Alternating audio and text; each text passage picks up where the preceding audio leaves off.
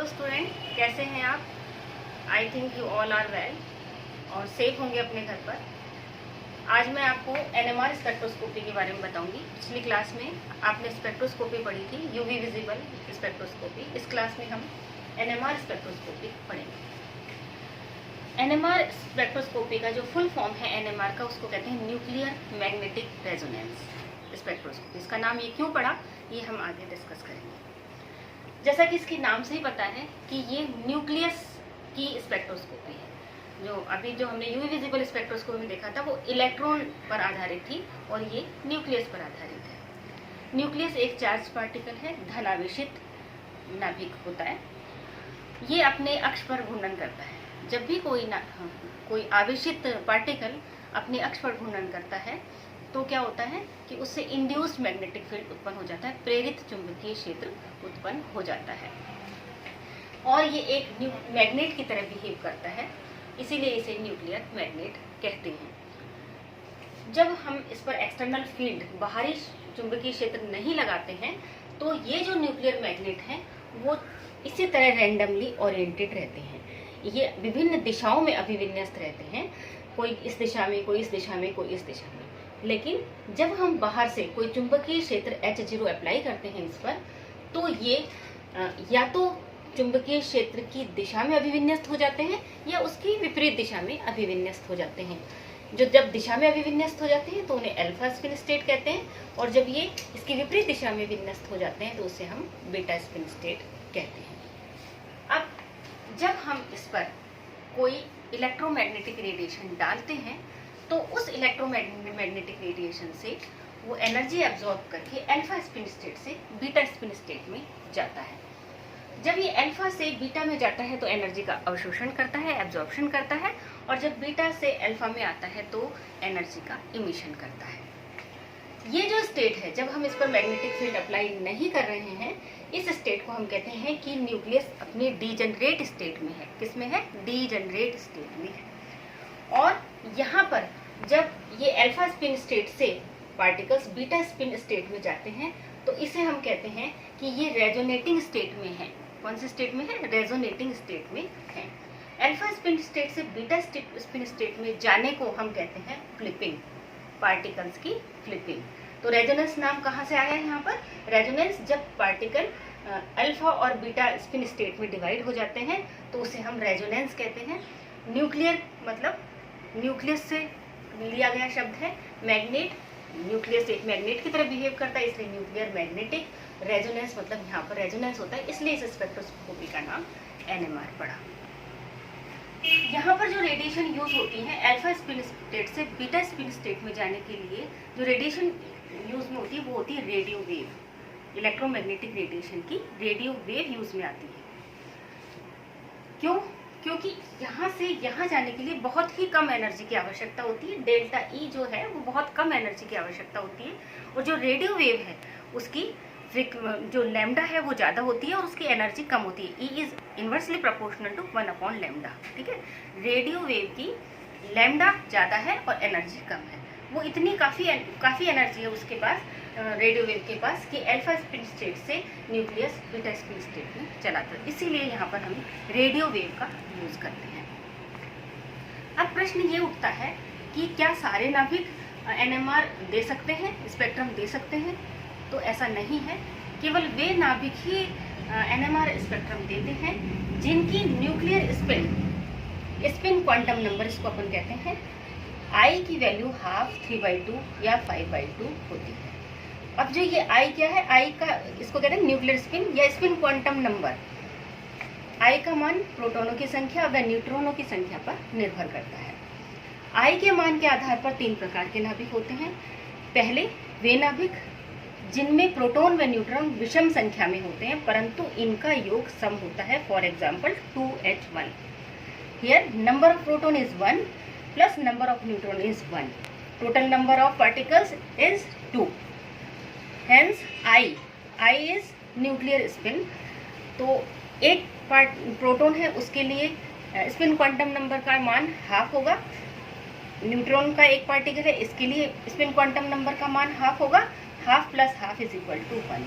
तो एक जो क्लास है उसमें ऐसे नाभिक हैं जिनमें प्रोटॉन और न्यूट्रॉन की संख्या विषम है लेकिन उनका कुल योग सम है। दूसरे वे जिनमें प्रोटॉन व न्यूट्रॉन का योग विषम होता है, फॉर एग्जाम्पल 1H1, यहाँ पर प्रोटॉन 1 है, न्यूट्रॉन 0 है, टोटल नंबर 1। ये विषम संख्या में इनका जो दोनों का जो एडिशन है वो 1 आया है।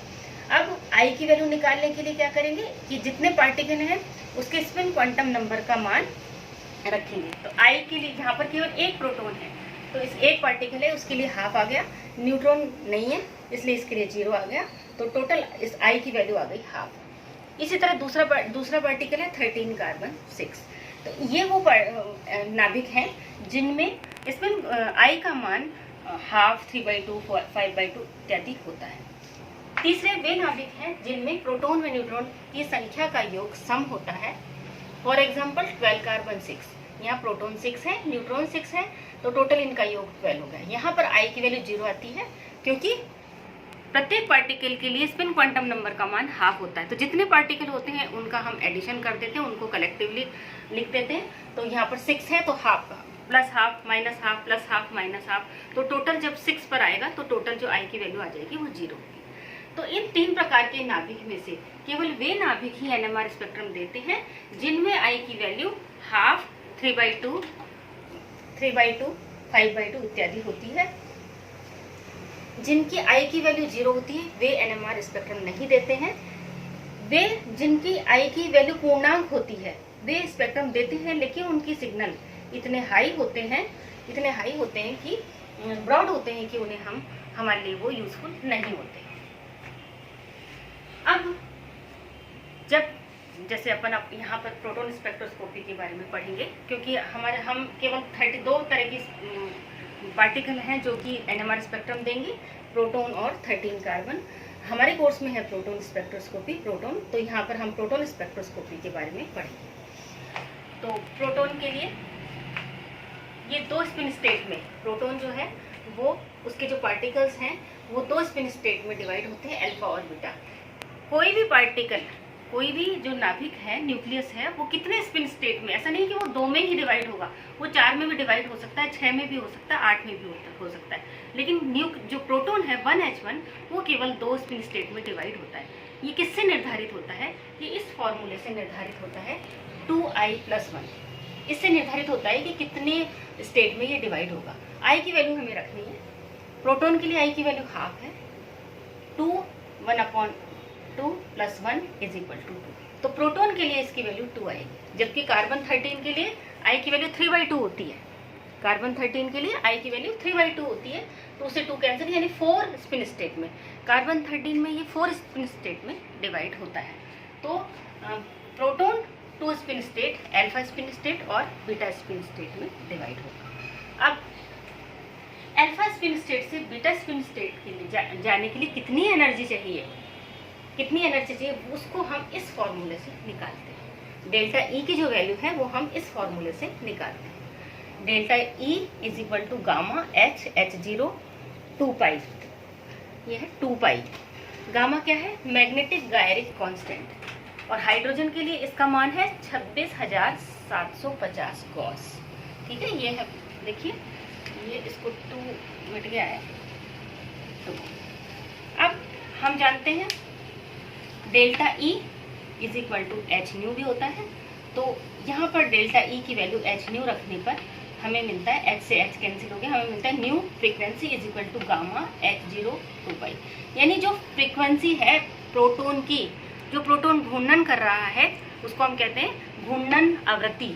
जो फ्रीक्वेंसी है वो किस पे डिपेंड कर रही है? Gamma H0/2π।